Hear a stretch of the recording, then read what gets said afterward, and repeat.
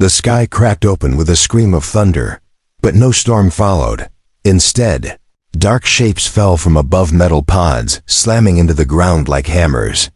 They landed in silence across the green hills of Outpost 9, a small colony where humans and peaceful aliens lived together under one flag. No one knew what was inside those pods, and no one had time to ask. Lieutenant Mara Briggs had seen strange things during her 5 years in the deep colonies. But this was different.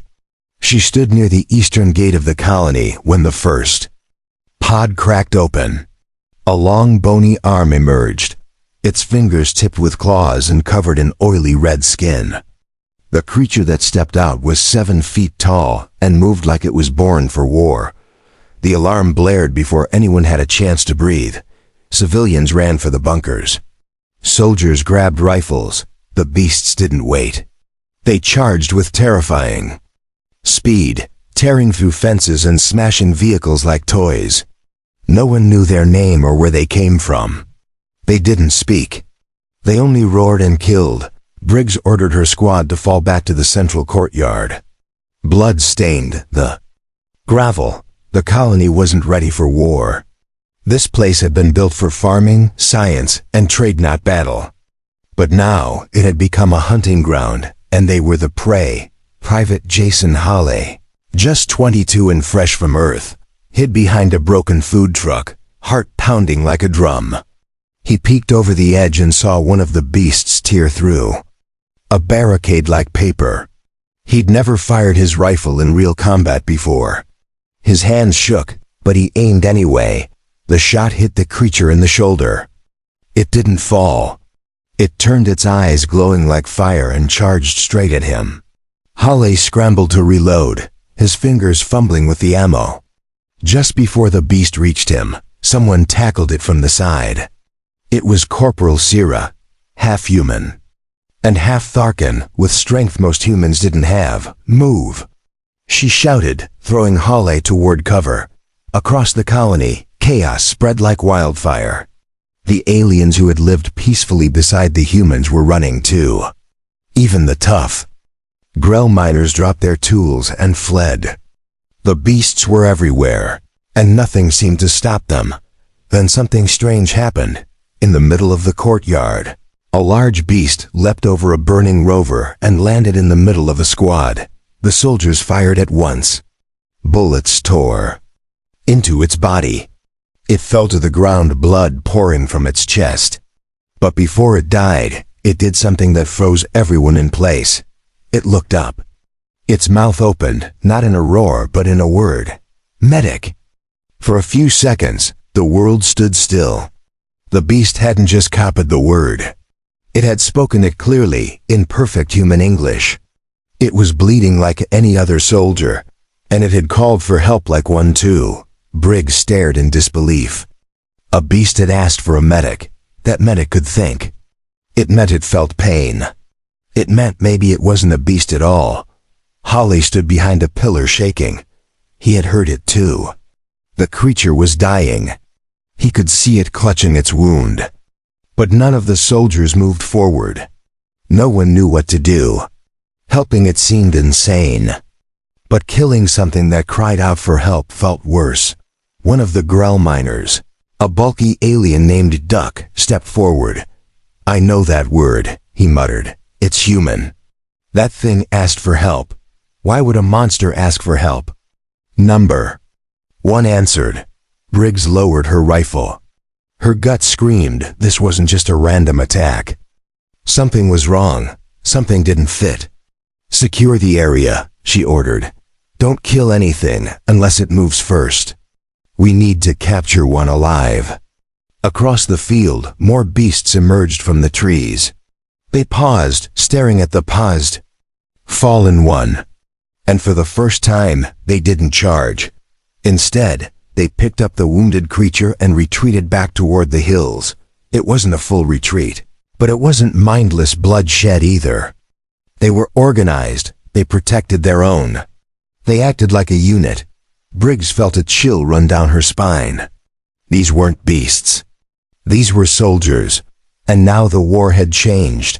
Asterisk night fell over Outpost 9. But no one slept. Fires still burned where the beasts had attacked. Smoke drifted in the wind. The survivors gathered inside the old hydro facility, now turned into a makeshift command post. Soldiers patched wounds.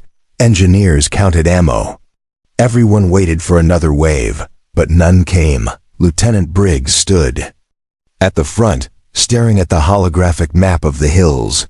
It showed red dots moving beast signals from their scanners. But the dots weren't rushing in. They circled the colony slowly, like wolves watching from the shadows. "They're waiting," Briggs said, mostly to herself. Private Holly sat nearby, pressing a cloth to a cut on his leg. He hadn't said much since the fight, but his eyes kept drifting to the image of the wounded beast. The one that had spoken. The one that had asked for help. Sira stepped beside him, her face hard. "You still thinking about it?" He nodded slowly. "It said medic. That wasn't a trick. It was afraid. It didn't want to die." Sira looked away. She didn't want to believe it either, but the memory burned in her mind. These creatures weren't just killers. They had structure, emotion, language. That made them something else. Entirely, Briggs turned to the room. "We're changing tactics. These aren't wild animals. They're soldiers, intelligent, trained. We need to know who they are and what they want. We'll take a team out at first light. I want one alive." Some of the younger soldiers flinched. Going toward the enemy felt like suicide. But Briggs didn't ask for volunteers. She gave orders, and people obeyed. At dawn, the team moved out, Briggs, Sira, Halle, and Duck leading 5 others. They crossed the broken east fence and entered the forest where the beasts had vanished the day before. Every branch seemed to whisper danger. Every shadow moved like it was watching. They found blood quickly, thick, dark, and still warm. A trail led deeper into the forest. Briggs raised her hand, signaling silence. The group crept forward, rifles raised, breath tight in their lungs. Then they found it. A creature one of the same species lay against a tree, breathing hard. It was young, maybe even smaller than the others. Its arm was wrapped in leaves. A crude bandage soaked in black blood. It looked up, teeth bared, ready to fight. But when Halle stepped forward, slowly lowering his weapon, the creature froze. He didn't say anything. He just knelt and opened his med kit. The same word echoed. In his head, medic. The others watched in disbelief as Halle took out gauze and started cleaning the wound. The creature didn't strike. It watched him, confused but calm. And then, in a deep, broken voice, it spoke again. "Why, help!" Everyone froze. Even Briggs felt her fingers tremble slightly. Halle looked up. "Because you asked," he said simply. The creature blinked. Then, after a long pause, it answered. "Enemy. Helps. Strange." Briggs stepped closer. "Who are you?" she asked, keeping her voice even. "Why are you attacking us?" The creature looked away, breathing hard. "We not want war. We run, hunted. We land, you shoot. We defend. Then you fight. Then we fight." It was broken English, but it was clear enough. These things hadn't come to conquer. They had been fleeing. Running from something else. And humans had mistaken them for invaders. Sira lowered her gun. "We shot first," she whispered. The creature nodded weakly. "We crash. Need shelter. You attack. We lose many. Then, fear. Then, war." Suddenly Duck growled, his deep voice sharp. "They're not the monsters." "We are." No one answered him. They couldn't. Briggs looked at the young beast. "Can you take us to your people? We want to talk. Stop the fighting." The creature hesitated. Then slowly it nodded. "Follow, but danger. From Sky, from true hunters, not us." Briggs didn't know what he meant, but she believed him. They moved deeper into the forest, following the creature through thick roots and stone paths until they reached a hidden clearing. Tents made of strange cloth stood around a glowing fire. Dozens of the beasts, some wounded, some armed, rose as the humans approached. Weapons were drawn, teeth bared. But the young one raised his arm and shouted something in a sharp, guttural tongue. The others stopped. Briggs stepped forward, slowly raising both hands. "We're not here to fight," she said. "We want to talk. There's been a mistake. We want peace." From the largest tent, an elder stepped out, taller than the rest. His armor was old and scratched. One eye was scarred shut. He studied the humans carefully before nodding once. "Then come," he said in broken English. "We speak before sky beasts return. Before it's too late." And just like that, the war paused, but only for now. Inside the largest tent, the air was thick with smoke and tension. Briggs sat across from the elder beast, his eyes cold and tired. He wore no helmet now, only faded armor covered in marks. Some were scars of war. Others were symbols of memory. The young one who had led them here sat beside him, still breathing hard from the wound.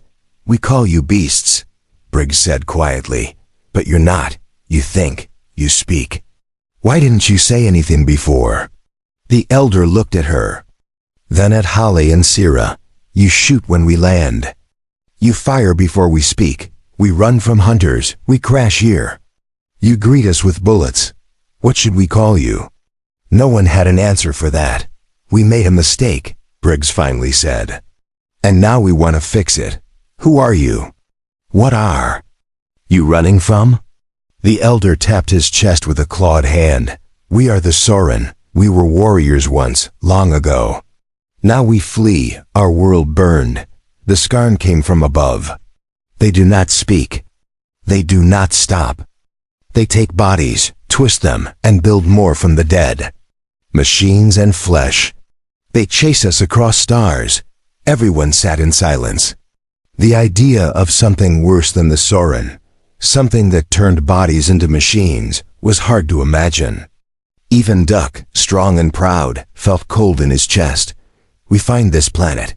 We think may be safe," the elder continued. "But your colony shoots. We fight, then you fight. Now too much blood on soil." Briggs nodded slowly. "If what you say is true, then we have the same enemy now. The Skarn haven't reached us yet, but if they follow you, they'll come. And if we fight each other, no one survives." The elder didn't reply at once. Then he said, "Trust is not easy. Not after fire. Not after war. But you helped my son. He lived because you did not shoot. That speaks more than words." A pause passed between them. Something heavy shifted in the air. The elder gave a small nod. "We speak again tonight. You stay here. Safe. We plan together. Tomorrow we watch the sky," Briggs agreed. For now it was enough. That night, the humans slept among the Soren. There was no laughter, no warmth. But there was silence, and that was a kind of peace. Halle sat beside the fire, watching the stars through gaps in the trees. Sira sat near him, cleaning her rifle. "Do you believe them?" Halle asked softly. "Yes." She replied, "Do you think the Skarn are real?" "I hope they're not," she said. "But I think we'll see soon enough." The next morning brought cold winds and an orange sky. The elder called them to the clearing's edge. There, hidden behind vines, was a tall stone structure. It looked like a ruin, but inside was a working beacon, a distress signal. Weak and flickering. "This is how we called for help," the elder said. "Before crash, before fight. We thought maybe someone would come. No one did. But maybe now someone listens." Briggs looked at the signal. It was broadcasting on old frequencies, ones Earth colonies no longer used. No wonder they missed it. Suddenly, the beacon flashed red. A new signal appeared, this one unfamiliar and sharp. Everyone leaned forward. The elder hissed low, "They are near." The Skarn send scouts, machines cloaked in air. They listen. They hunt. They test your walls before they strike. Hale's blood ran cold. So they're already here? The elder nodded. Not many. Not yet, but you must see. Come with us. We show you what they leave behind. The group moved quickly through the forest. The Soren moved without sound. The humans followed carefully, senses alert. After an hour, they reached a deep crater filled with twisted metal and broken pieces. At first, it looked like wreckage, maybe old mining bots or drones. But then they saw the bones, human bones, cracked, melted, wrapped in wires and gears. Faces, frozen in fear, mouths open and silent screams. These weren't machines. They were built from the dead. Sira backed away, eyes wide. What is this? The Skarn feed on war, the elder said. They collect bodies, add parts, make new ones. They do not stop. They do not sleep. They only grow. Briggs felt sick. This was no small threat. This was extinction. And it had already begun. We need to get back, she said quickly. We have to warn the colony. Prepare the defenses. If they're this close, we don't have much time. The elder looked at her. We go with you. This is our fight now. 2. Together, the Soren and the humans began the march back to Outpost 9. The forest felt different now. Not just dangerous, but hunted. Shadows moved where nothing should move. Eyes watched from above. The air had changed, and as they crossed the final ridge, a sound cut through the sky like a knife. A scream not human, not animal, but something mechanical and alive. It came from beyond the hills, and it carried only one meaning. The Skarn had arrived, asterisk. The sound kept rising in the air, sharp and cold like metal grinding on bone. Everyone on the ridge froze. Soren warriors raised their heads. Human soldiers raised their rifles. Even the trees seemed to hold their breath as the scream echoed across the sky like a warning. Then they saw it. A black shape flew above the clouds, fast and smooth, not like any ship Briggs had ever seen. It left no smoke trail, no heat signature. But wherever it passed, birds vanished, wind died. The air grew still and strange. That's a scout, the Soren elder said. It sees everything. If it marks your colony, the Skarn will come in full force within one cycle. Maybe less. Briggs tapped her come. Outpost 9. This is Lieutenant Briggs. Enemy scout confirmed. Possible Skarn contact above grid sector 17. Lock down the colony. Prepare all defenses. This is not a drill. The reply came in seconds. Copy that, Lieutenant.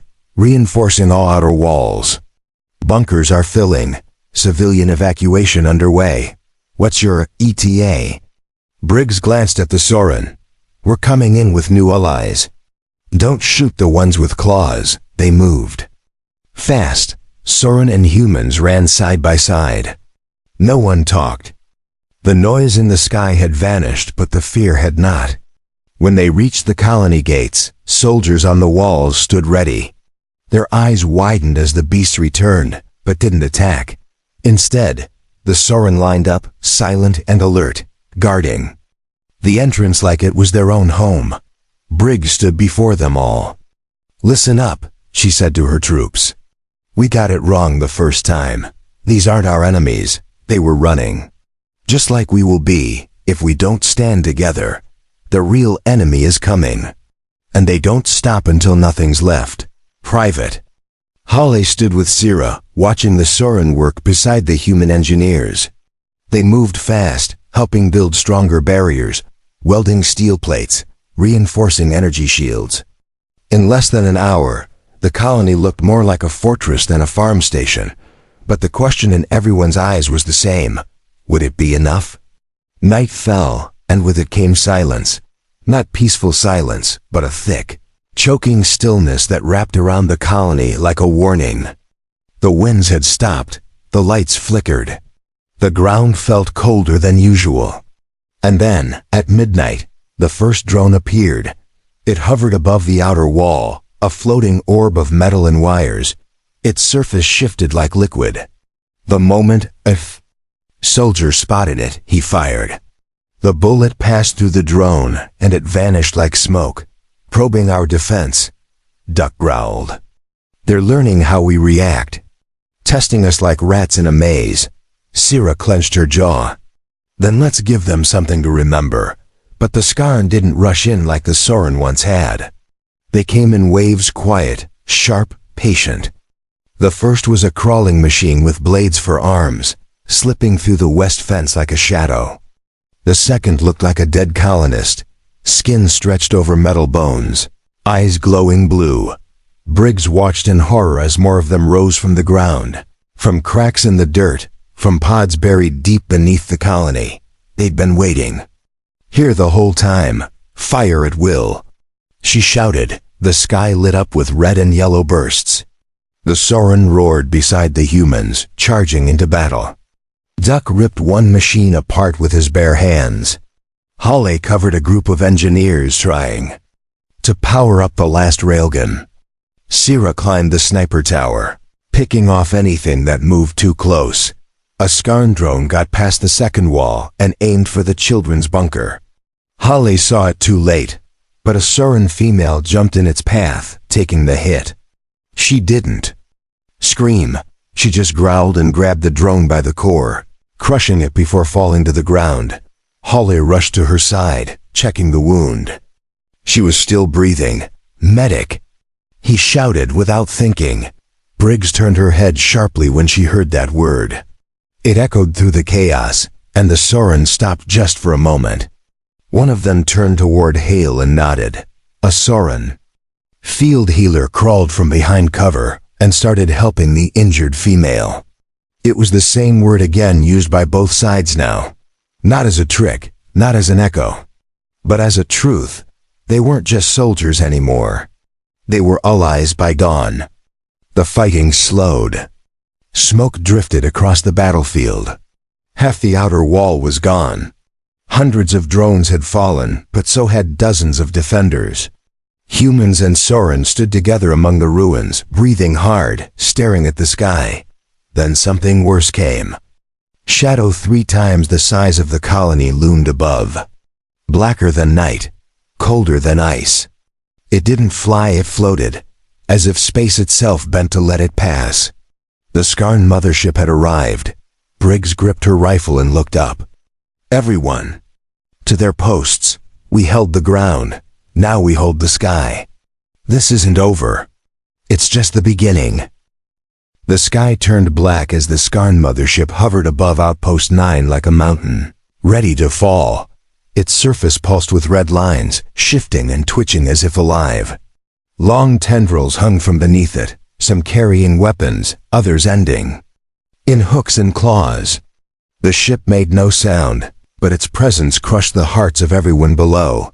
Inside the command center, Lieutenant Briggs stared at the screen, her jaw tight. This isn't an attack ship. It's a factory. That thing makes more of them. Right above our heads. Syrah checked the colony's shield levels. We can't take a direct hit. We're not built for this. Our power grid wasn't meant to handle something that size. Then we don't let it fire, Briggs said. Outside, humans and Sorin worked side by side, setting up missile batteries and anti-air turrets.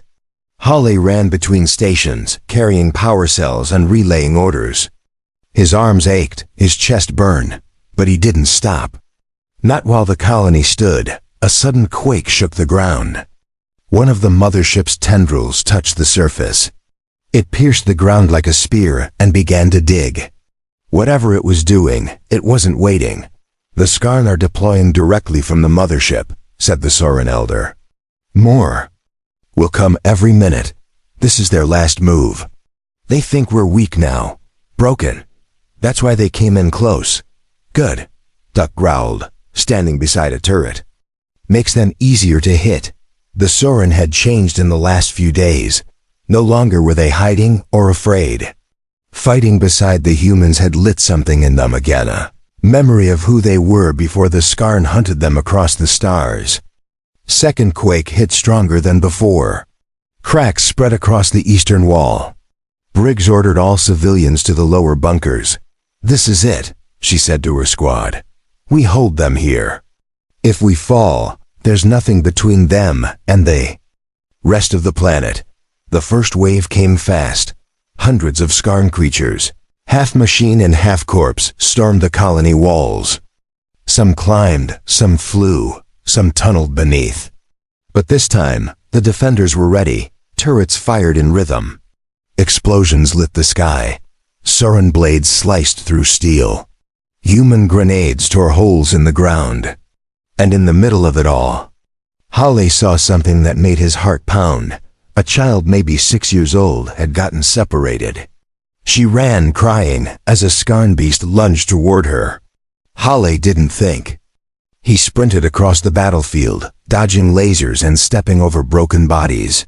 He tackled the child just as the creature struck. The blow hit his back. Pain exploded through him. But he kept moving, shielding the girl with his own body. He dragged her behind a barricade and shouted over the radio, "Medic!" A Sauron field healer came at once, throwing down smoke and pressing a needle into Hale's neck. His vision swam, but the pain faded slightly. The child was safe. That was all that mattered. Across the battlefield, Sira fought beside 3 Sauron warriors, their moves timed like a dance. Duck climbed onto a walker drone and tore its head off, roaring in defiance. The soldiers of Outpost 9 were tired, wounded, outgunned, but not broken. Then the mothership opened. A wide crack split across its belly, revealing something massive inside. A single Skarn unit, unlike the others, 20 feet tall, plated in thick armor, with 4 arms and a cannon on its back. It dropped to the ground with a boom that shook buildings. Briggs grabbed a launcher. That's their Alpha unit. There. Command Brain. Take it down, and maybe the rest will fall with it. The Alpha charged through the smoke, crushing barricades, firing plasma from its cannon. 2 Sauron fell trying to stop it. 3 humans were blasted back. Still it came. Halle, bleeding but standing, saw it heading toward the command tower. He picked up a charge pack and started running. "Cover me!" he yelled. Sira and Duck moved at once, drawing the Alpha's fire. Halle reached the legs of the giant, climbed up the back using exposed wires, and placed the charge pack between its shoulder blades. He dove off and rolled behind a barrier. The explosion ripped through the Alpha's armor. It staggered, arms twitching. Then another shot from the turret hit its core, and it collapsed in fire and sparks. All across the battlefield, the Skarn stopped. Without command, they hesitated. Some fell, others wandered, confused.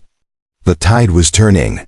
Briggs shouted into the radio, "Push now, while they're open." The final counterattack began. Human and Sauron forces moved as one, pushing the Skarn back. Turrets fired nonstop. Explosives took out the last tendrils. Smoke covered the ground. The mothership groaned as its systems failed. Then slowly, it began to rise, escaping. Briggs stared up at the retreating ship. "No," she whispered. "We end it now," she called in the final strike. A hidden orbital cannon kept quiet. As a last resort, fired one single beam from a nearby moon station. It hit the mothership in its heart. The sky exploded in white light. The sky burned white as the beam struck the mothership's core. For a moment, everything was silent. The clouds parted, the wind stopped, and all sound vanished like breath held too long. Then the explosion tore through the sky like a falling sun. The mothership split in half, pieces breaking away, fire pouring from its seams as it began to fall. Every soldier on the ground, human and Sauron, watched with wide eyes. Some cheered, some cried. The creature that had haunted the stars, the factory of nightmares, was breaking apart above them.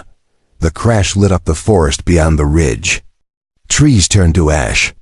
The shockwave hit the colony like a storm, shattering glass and pushing people to the ground. But the walls held, the bunkers held, the people held. The battle was over. Halle sat with his back against the broken turret, coughing from the smoke. His uniform was burned in places, and his left arm was wrapped in makeshift bandages, but he was alive. The child he saved clung to his side, refusing to let go.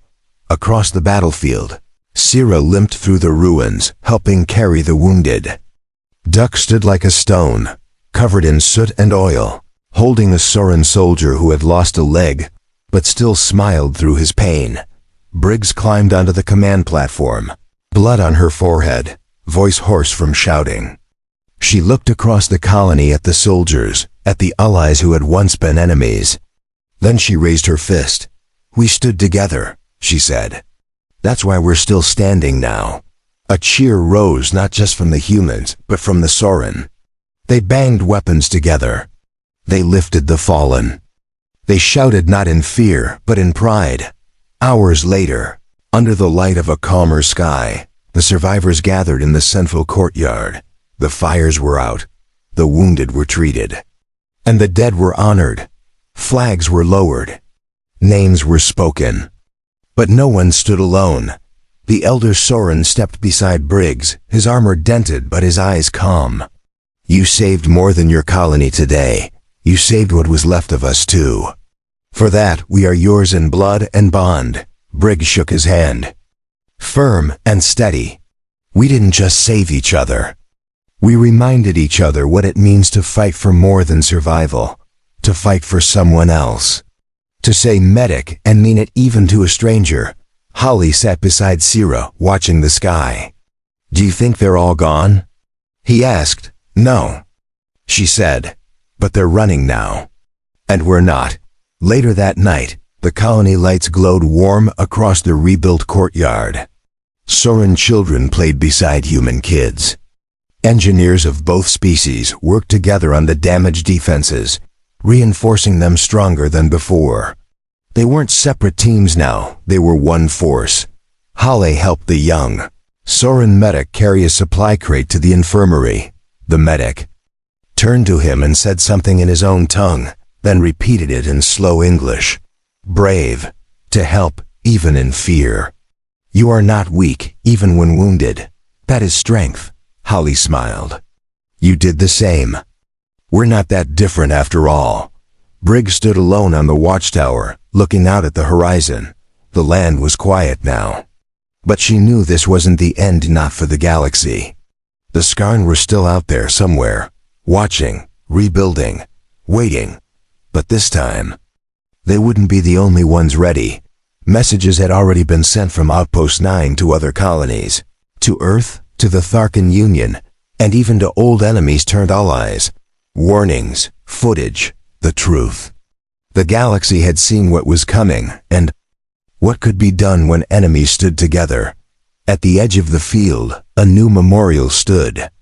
It bore no names, no ranks, no species. Just one word carved into the stone. Medic, a word that once meant help. A word that had changed everything. And so, what began with fear, with running, with blood and fire ended with a bond stronger than war. The beasts were never beasts at all. And the ones who ran had finally found a place to stand. Together, they had made history, and this time the galaxy would remember.